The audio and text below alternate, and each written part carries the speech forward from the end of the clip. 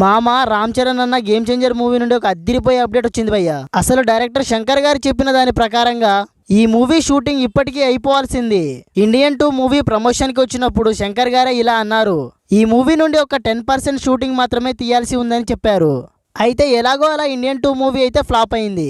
ఇప్పుడు ఈ game changer మూవీని కొంచెం కాన్సన్ట్రేషన్ తో చేయాలని డైరెక్టర్ శంకర్ గారు అయితే చెప్పుకొచ్చారు. ఇప్పుడు లేటెస్ట్ గా జరుగుతున్న ఈ మూవీ షూటింగ్ వచ్చేసి సిరిసిల్లాలో జరుగుతుందని తెలిసింది.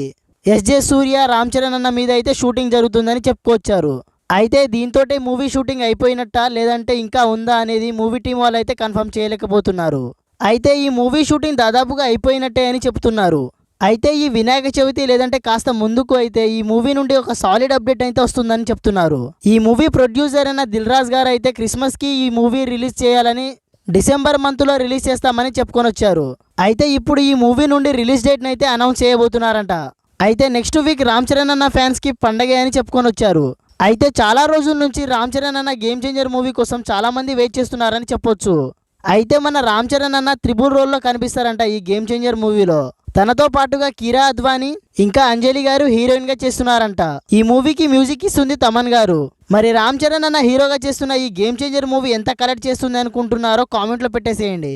ఒకటి మర్చిపోయాను, ఈ మూవీలో శంకర్ గారు కూడా యాక్ట్ చేస్తున్నారంట. ఇలాంటి అప్డేట్స్ కావాలి అనుకుంటే మన ఛానల్ని సబ్స్క్రైబ్ చేసుకోండి, అలానే బెల్ ఐకాన్ని ఆన్లో పెట్టుకోండి. So thank you for watching. Signing off goal Bhai SNR.